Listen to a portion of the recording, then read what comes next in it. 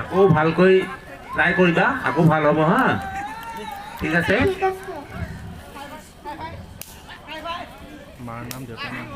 বাইদেউজনী কিবা সুধিব, ইফালে হা।